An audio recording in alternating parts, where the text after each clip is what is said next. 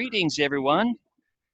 I don't know if you can turn the camera on your side around at all so I can see all your smiling faces, but anyway, I'm glad you're here. This is going to be a great time.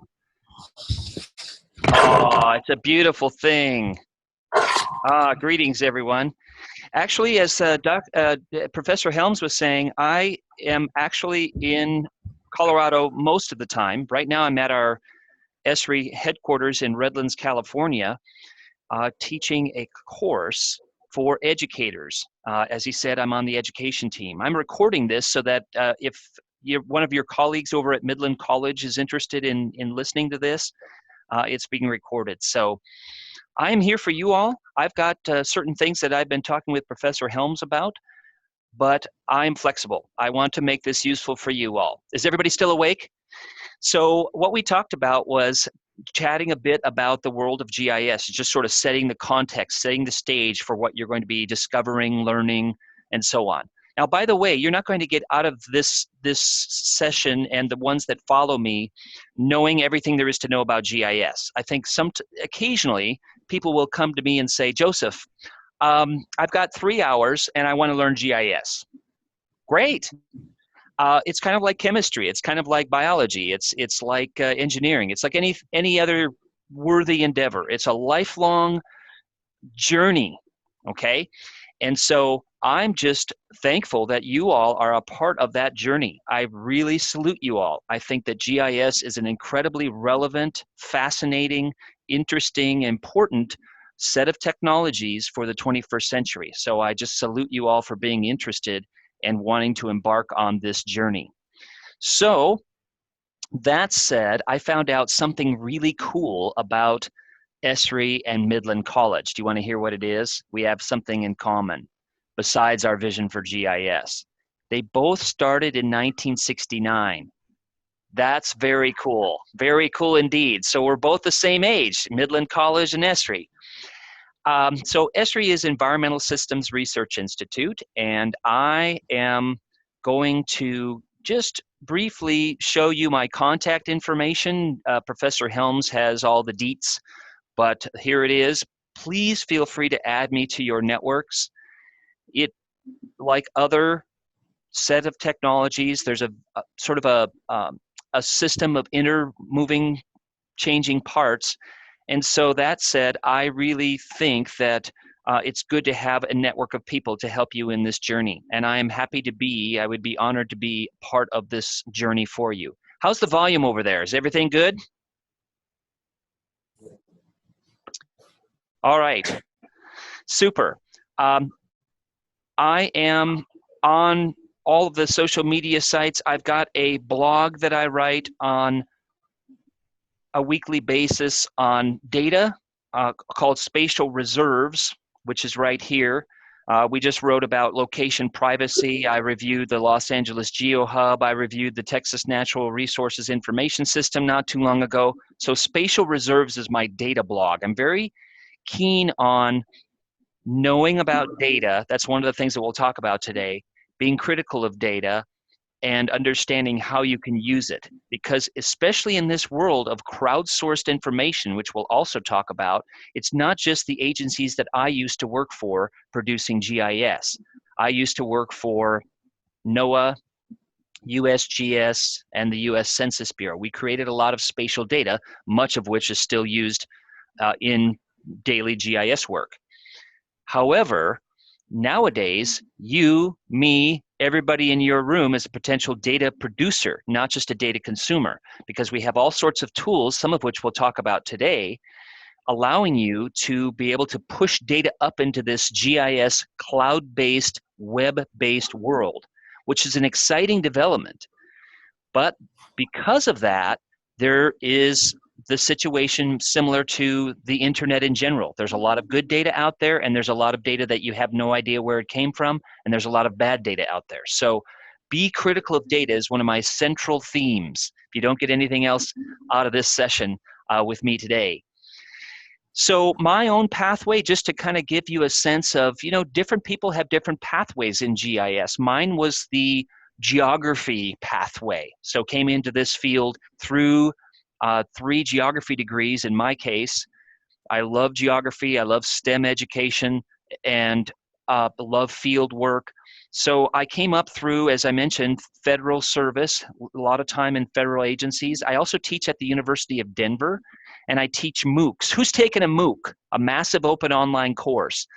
When you think about your own future journey at Midland and outside of Midland, think about these massive open online courses. I've developed a few with Penn State and other universities, and also with Esri. We've got about 4 MOOCs right now. We're planning a cartography one that starts in the fall, but you might want to tap into these. These are all about 5 or 6 weeks long. They're free, they're very rigorous, they're fun, they're interesting, and you can go through these on your own time, but during those 5 or 6 weeks when they're offered.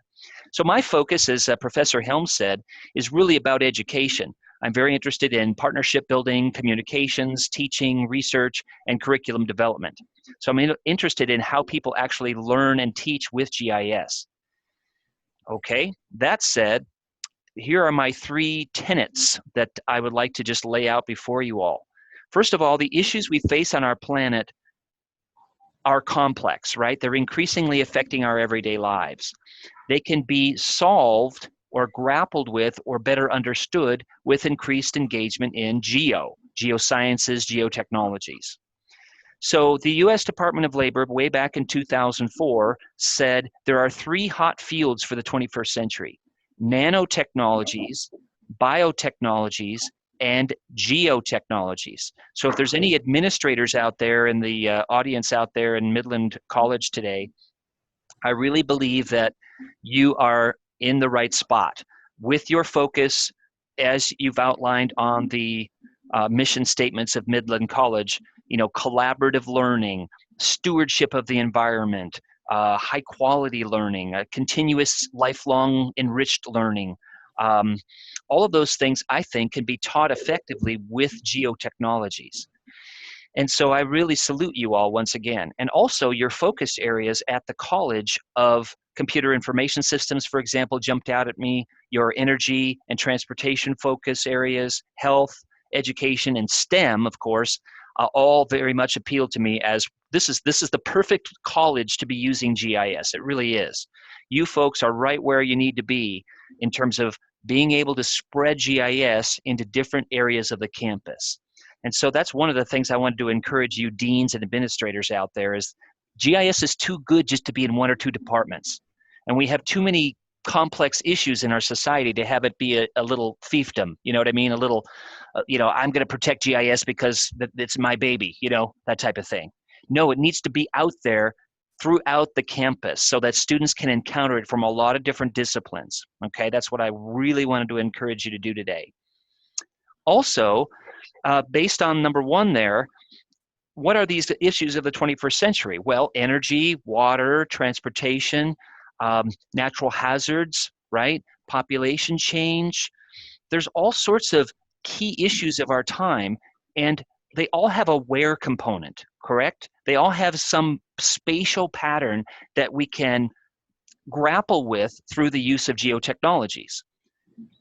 Also, I just submit to you all that there are 5 forces that make this the ideal time to be engaged with geotechnologies.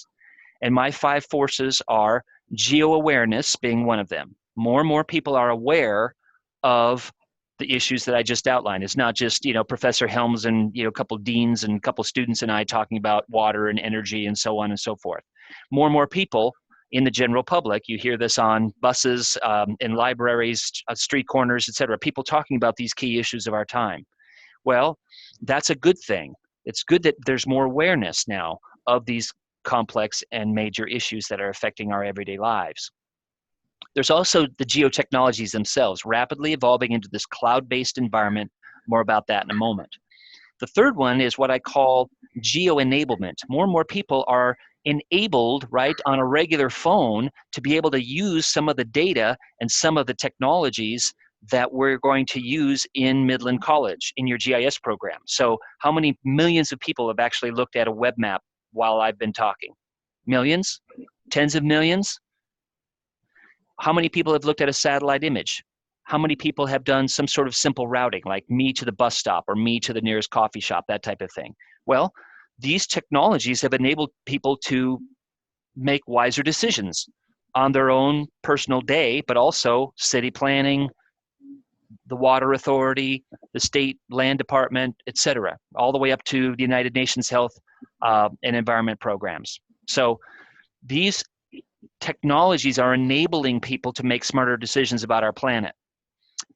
The fourth one is citizen science. I've already touched on that a bit, but ordinary people through crowdsourcing being able to contribute data about bird species, about water quality, about litter, about condition of streets in Midland, et cetera, to organizations that can do something about it.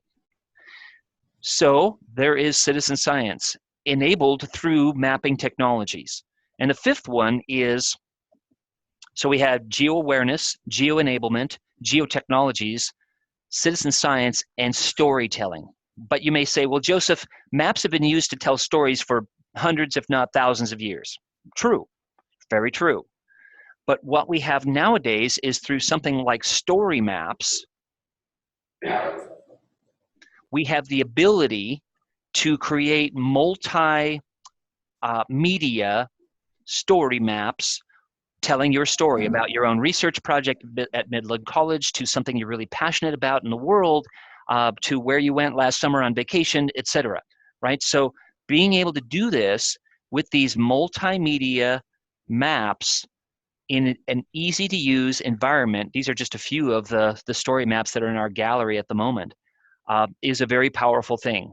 So those are the 5 forces that I just wanted to lay out before you. Also, increasing geoliteracy must involve 3 things. I want to get you folks thinking today about the following. GIS is not memorizing where certain commands are in software. It's good to know the technology, but it's also good to know other things that I think are key to being a geoliterate person. More about that in a moment. But on the skills themselves, I encourage you to take a look at the geotechnology competency model. So the geotechnology competency model, geospatial technology competency model, it's a pyramid, and the lowest row of the pyramid is all about your own personal skills. Are you ethical? Can you make decisions? Are you organized? Can you deal with data? All those personal competencies are important. It's not just the next tier, which are disciplinary competencies: science, computer science, geography, environmental studies, planning, design, etc. And then you're getting it into the GIS skills. Can you run a buffer? Can you run an overlay? Can you do geocoding? Can you run spatial statistics and understand them? All of those sorts of things, okay? So I just encourage you to take a look at that sometime, the geospatial technology competency model, and identify in there what you need to improve in your own journey, where you can, what areas need most improvement, and focus in on some of those. So the bottom line, folks, is that GIS is not memorizing a bunch of GIS commands. Anybody can learn GIS software. What we're trying to encourage you to do today is to think bigger picture. Think about how you can use GIS to solve problems. What are you really curious about in the world? More about that in your own career pathway in a moment, okay? But I think that geoliteracy involves all these 3 things. Think of it as a 3-legged stool. Content knowledge is one of them. Yeah, it's still important to know about energy and how climate works and how natural hazards affect the planet and what land use is all about and so on. So content knowledge is important. Pick some areas that you want to specialize in terms of content knowledge. None of us can know it all, right? Geography is all about understanding the whole world, but even geographers focus in on soils or climate or, keeping that holistic view in mind. But content knowledge is important. If you're running a command or some sort of procedure with your GIS about ecoregions, great.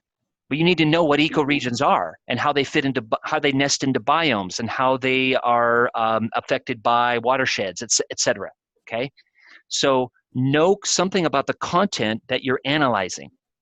And then the skills, as I mentioned, but also the geographic perspective. Even if you're in biology or business, the geographic perspective is important because the geographic perspective is all about the whys of where. How humans affect the environment, how the environment affects humans, how we can plan smart cities, how we can extract energy efficiently and with minimal impact on the environment, and all of the other considerations, the geographic perspective.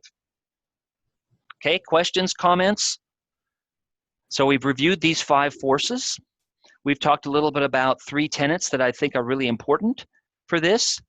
We've also talked about this 3-legged stool, the geographic perspective, skills, and content knowledge. Hopefully everybody's still awake. How are you all doing? Everybody good?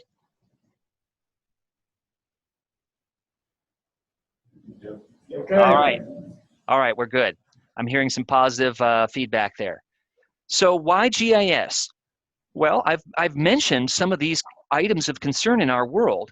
And I submit to you all that all of these key issues have a geographic component and can be better understood and solved with GIS. In other words, GIS isn't just something that I made up or Professor Helms made up to keep you folks occupied, to keep you students occupied at Midland. This is a very important tool in our world. And it's going to become even more important in the future, which is actually good for your own career path. Now, focusing on your career for a moment, 2 ways of thinking about using GIS. And by the way, not only your area is great for GIS, but Texas is also great. There's a lot of universities that are strong in GIS. There's private companies there. There's state agencies. There's local governments that are using GIS. So it's a good place to be using GIS. And I'm just sorry I wasn't able to be with you in person. I love your part of the world. I was telling Professor Helms that not too many years ago, about 2 years ago, I was over at Texas Tech for a series of workshops.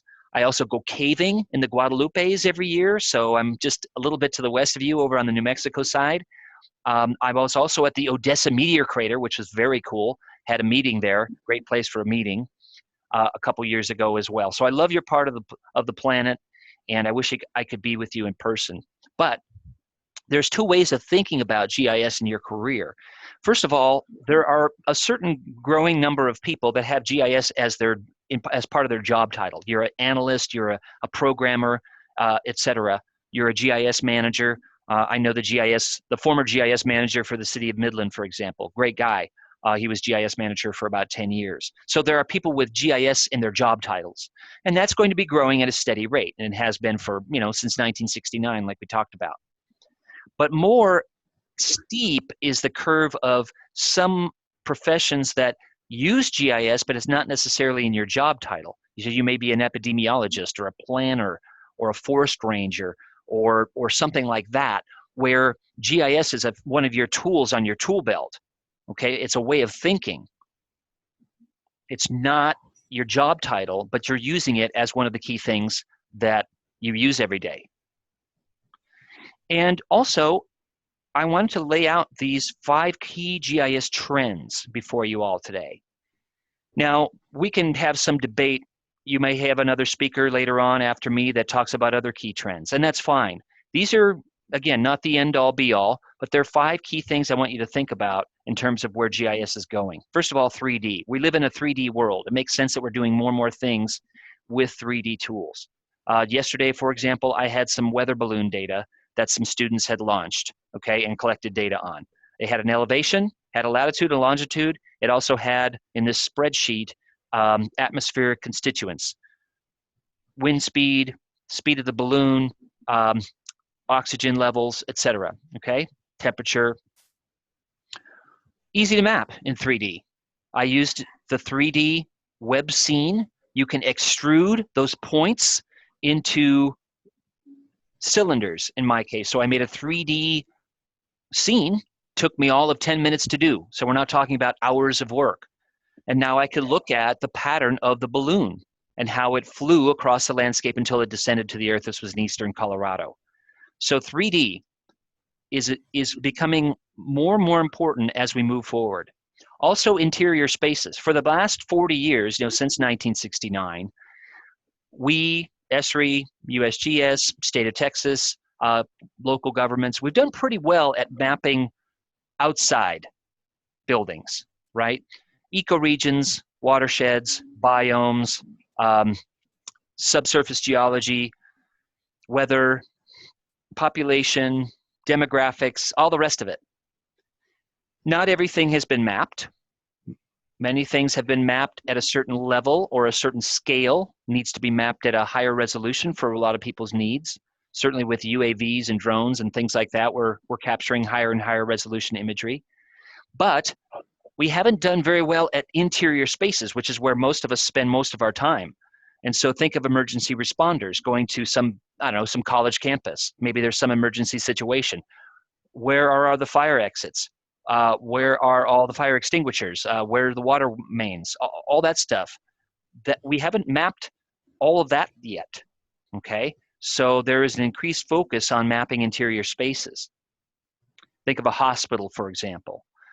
There's an emergency. They've got to get 200 gurneys down to the emergency room. Where are all the gurneys at 2 p.m. on a Friday? Where are they right now? All of a sudden, we've got an emergency. Having those things geotagged as part of this Internet of Things is important.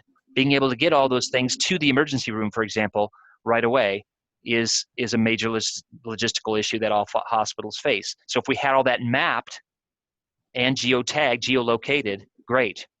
Big data. You may have heard this term, but think about here's one example. The city of Los Angeles city, has got a utility like many cities do, and they are geo-enabling all of their customers so that all of those meters and all of the gas and electric flow information, all those customers are being put into a database. They've got 5 million people in this database. Big data, continuously monitored. On the environmental side, I'm working with NEON up in Boulder, the National Ecological Observing Network. They're deploying about 120 towers to monitor about 150 variables for each of these towers. Each tower has a variety of sensors on it, so they're physically going to be deployed in various major ecoregions in North America, collecting data on a continuous basis about soil moisture, about water, about weather, phenology, changes in plants, and so on. But that's big data coming in, 150 variables, 100-ish towers continuously. So that's another example of how we're going to process and make sense out of this. Well, GIS is a big component of that. Mobile and web apps. Now, you all have used music, right, in the cloud. You've got your Pandora, you've got your Spotify, et cetera, right? You're running music up in the cloud. You've got documents that you're running up in the cloud. You don't care where they are, what server they're located on, correct? As long as it works, whether it's in OneDrive or Google Drive or Dropbox or whatever, it doesn't matter to you really, right? As long as you can access your files and also use some of those cloud-based services. So you're actually editing your spreadsheets and your word process documents while they're up in the cloud. Again, you don't really care that those what those editing tools are called, as long as you can access your documents. Same thing with GIS. GIS has rapidly evolved into this cloud-based web environment over the years. And because of that, we can go out in the field and use something like Survey 123, which is a web-based form tied to a map that you can go out in the field and collect data on tree species, trash, condition of sidewalks, water quality, whatever it is, out in the field easily with an ordinary smartphone, and map it and then analyze it. Increasing application areas, new disciplines, new countries coming on board with understanding why GIS matters and using it. I like this quote from David Orr that you see there about we need people that can understand the big picture. So I want to, again, encourage you all to think big picture. What is really driving you forward in your quest for learning more about GIS? Here's a geeky picture of me at 31 North, 87 West. Okay, so here's some critical skills that I believe are important as we kind of close off my session here in the next 5 minutes or so.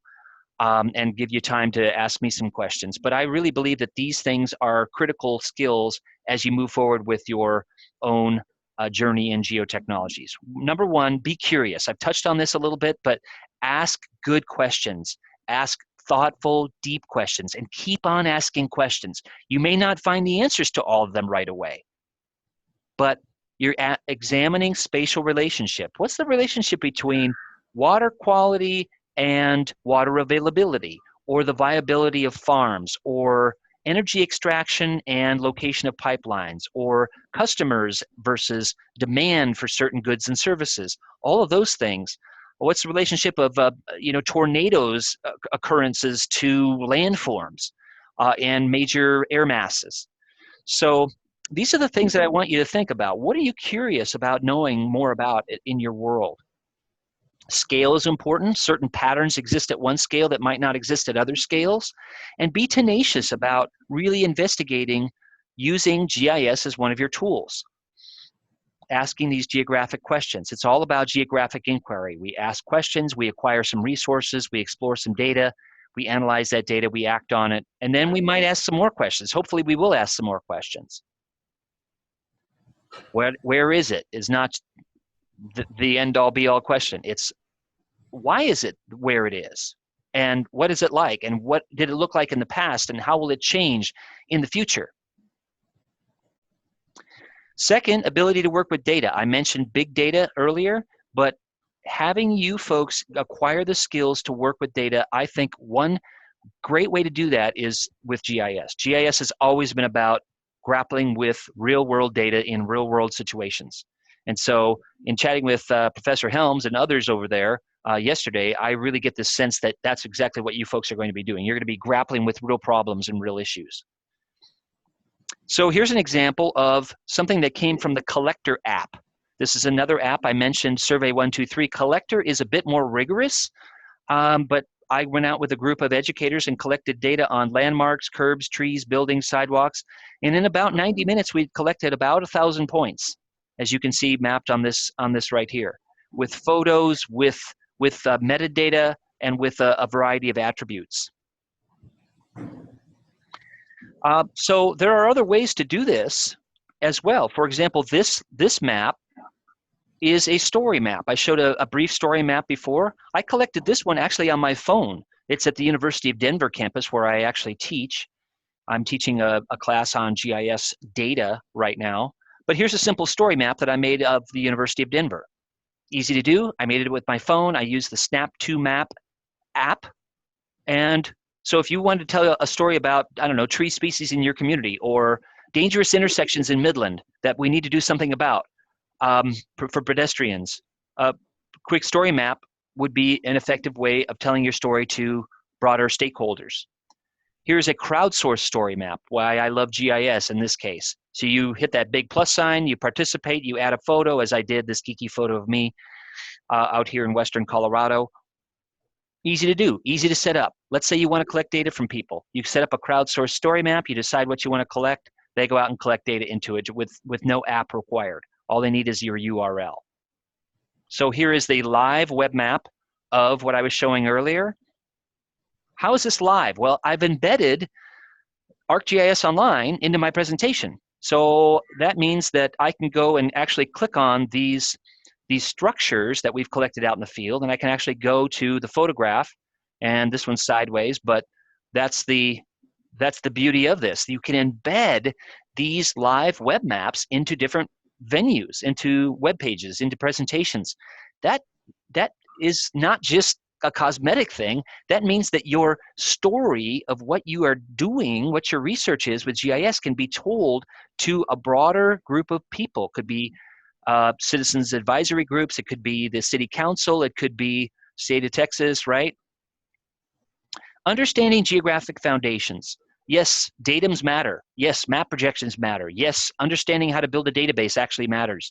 How to classify data, how to run spatial statistics, what a hotspot analysis is. All that stuff, what I call geographic foundations, actually matters, folks. And you need to understand how all this works. Not all at once, not tomorrow or not today, but in your journey.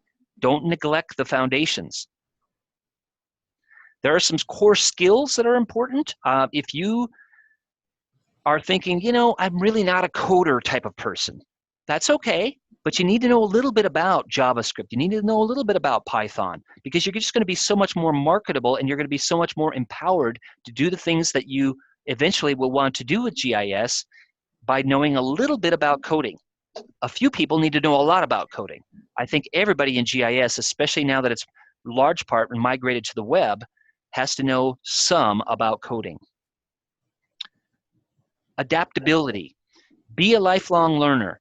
Be flexible. Be willing to learn new things. Here's my little illustration here. Does anybody know what this is? Some of you were around in the 20th century. I know I was. But this is an old Mac.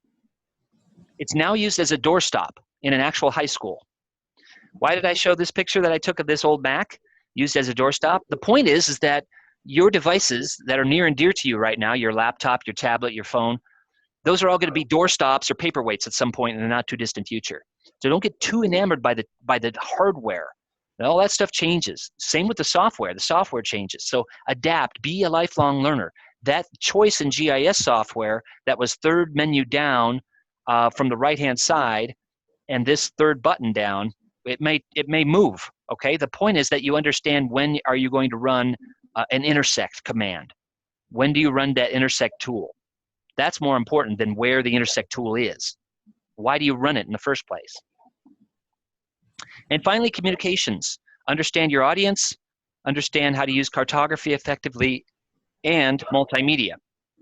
Some more story maps. Last point about that, communicating with maps. This presentation that I'm giving right now, I'm using a variety of maps, aren't I, to give that presentation.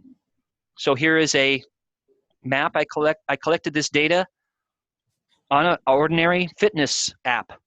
I put it inside ArcGIS Online, and now my story is about a proposed trail that goes through this park using some pipeline right-of-ways. That is the proposed route of the trail, okay? So that is all inside ArcGIS Online. I'm using that as my storytelling technique. So a couple final messages, especially for you students out there. I know there's some of them in the audience today, and I just, again, salute you for having the vision to embark on this. This is again, I think a worthy endeavor. It really is, and you're going to be very marketable. This is a great time to be getting into GIS. But a couple final messages for you all. First of all, establish at least one connection with an industry professional. Not just me, but others. Okay, I'm willing to be one of them. But keep those connections viable and start them now, even while you're students.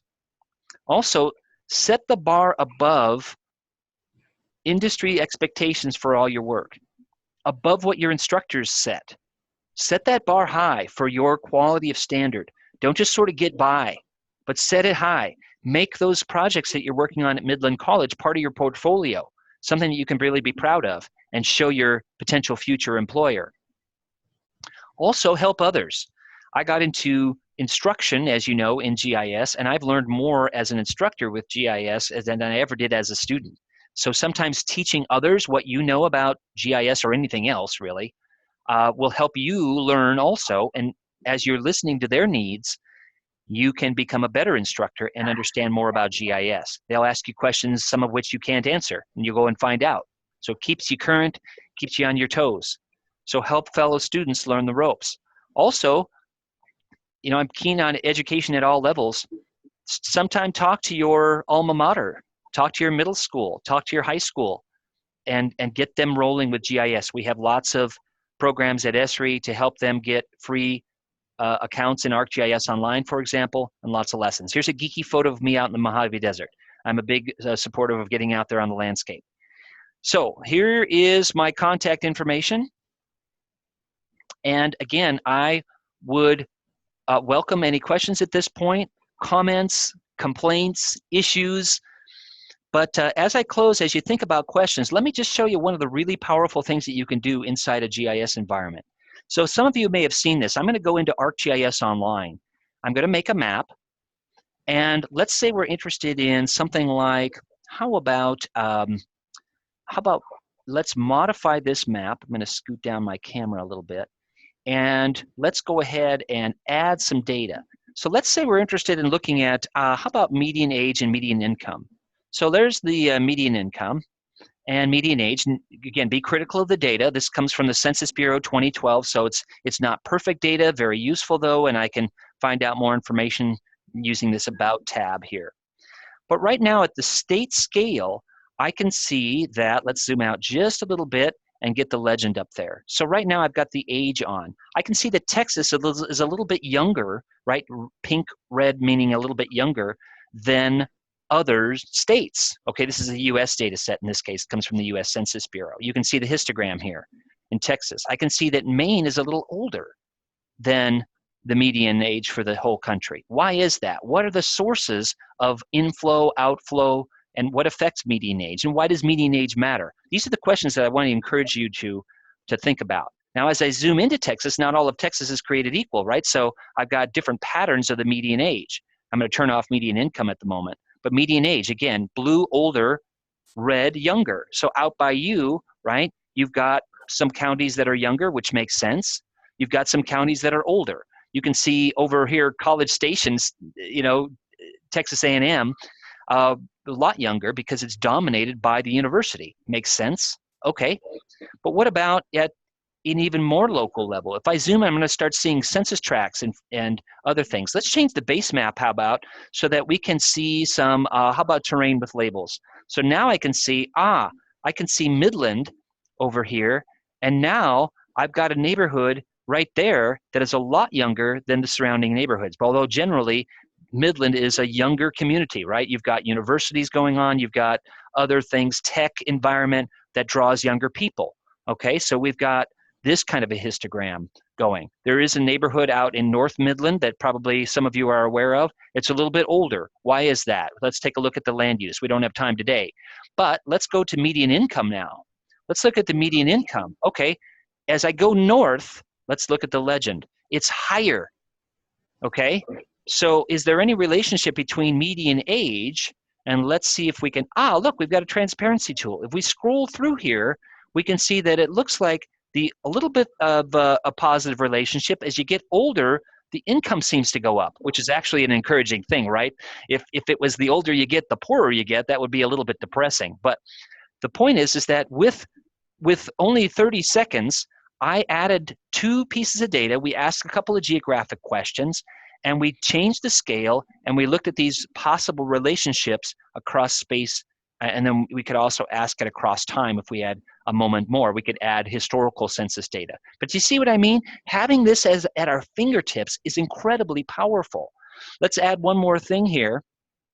On the natural resources side, how about the World Hydro Layer? So this is one of my favorite data sets because it has the watersheds. Let's go ahead and turn these other things off. Now if I go up here, I can see the watersheds that you all are in. These dashed lines are the watershed boundaries, okay? And you can see the rivers running through there, right? And how they leave the watershed and so on, okay? So as I zoom out, right, as I make a smaller and smaller scale, now I can see how you all nest into that Colorado watershed. And you can see the drainage divide just to the southwest of Odessa over there as you get into the Rio Grande to the Pecos River watershed, okay? So just with a couple of clicks, I've got some really powerful data sets that are at my fingertips. And as I zoom out, I'm going to see major watersheds and major rivers. So having the data scalable and at our fingertips in this ArcGIS Online, for example, environment is super powerful and something that is one of the trends that we identified earlier. Okay, I better close it off there. Questions, comments, complaints, issues? Well, there are questions. Anybody have any questions that they want to ask another person? No? Yes? What kind of databases do you use to start out teaching how to develop data? What kind of databases are we using? Sorry, I didn't quite get all that. What database do you start your students with? Whether you're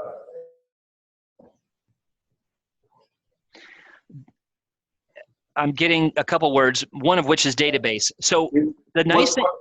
What kind of databases are you using to start out with? What kind of databases are you using to integrate with your data right now? I guess for an introductory. Sure. I would recommend, I'm glad you're asking this. What I have found, despite the tech savviness of many students, and I address the students out there in the room today, understand how to create a database is really fundamental to GIS. I can't emphasize that enough. Oftentimes, we'll get into some problem solving with GIS, and I realize that some of the people in my courses, they've never actually worked with even Excel before. They don't know how to set up a database. They don't know how to define the fields. They don't understand how to nest things. Anyway, the whole idea of understanding really how a geodatabase actually works and how it can function, and then how you can serve it up into the cloud and have people, for example, access and edit that geodatabase is hugely important. So nowadays, more broadly, GIS can encompass a lot of different kinds of databases, but the bottom line is that understanding how to create and maintain and curate and update and serve up a database in a web-based environment is hugely important. Thanks. We have one more question. Okay. Hi, thank you, Joseph. How would you recommend we vet our database? How do I recommend? We vet, ensure, you said be critical thinker first off. How can we be certain that the data we are referencing is good data? Yeah, well, I think. Fake news is what we hear. Yeah, big question there, but back on this data blog that I write, it's not the end-all be-all, but spatial reserves. The book that we wrote on this topic is right here, the GIS Guide to Public Domain Data. I would recommend at least looking at certain chapters in there because we have a lot of things in there. It's an Esri Press book on data quality. How do you assess data and know if it's good? Now, there's a whole section in there about the terms fitness for use and truth in labeling. So fitness for use is your assessment of, is it good? If it's good for you, doesn't mean it's necessarily good enough for my purposes, or vice versa, right? You may have needs of a different set of attributes or a different scale than I do. So there's not just one standard of data quality. There's certainly things that you can look at, like the Federal Geographic Data Committee has got a list of, is it current, is it curated, is it well documented, and that sort of thing. So there are things you can look at, but this whole idea of fitness for use, your whether it's good enough for your project is not something that we can answer in 15 seconds, but it's you looking at, okay, what are my requirements? What do I know about the data? And can I use that data confidently? No data is perfect, right? And also you have to weigh the costs and benefits. Is it worth it for you to improve that data or gather additional sources? There comes a point at which your project is due, right? Whether you're in the workplace or whether you're at Midland College.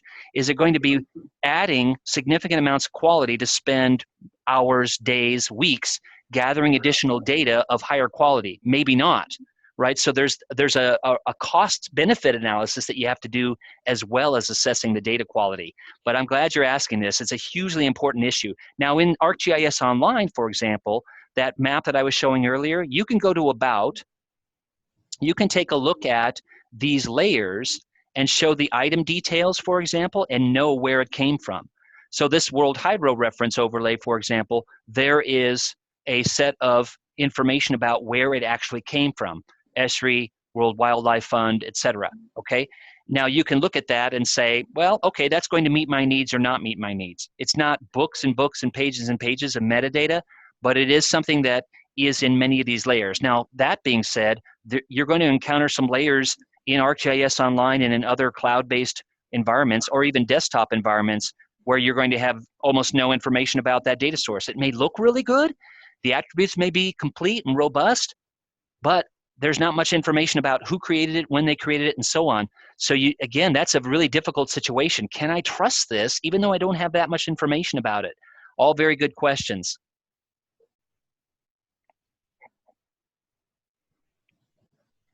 All right. Anyone else? All right. Well, we appreciate you taking the time to give us your presentation, and we'll sign off now. My pleasure. let's give him a welcome for his presentation. You folks are awesome. Thanks for all you're doing. Keep up the good work, and we will be in touch, Professor Helms. Thanks for everything. All right, we're signing off. Keep in touch. Bye-bye.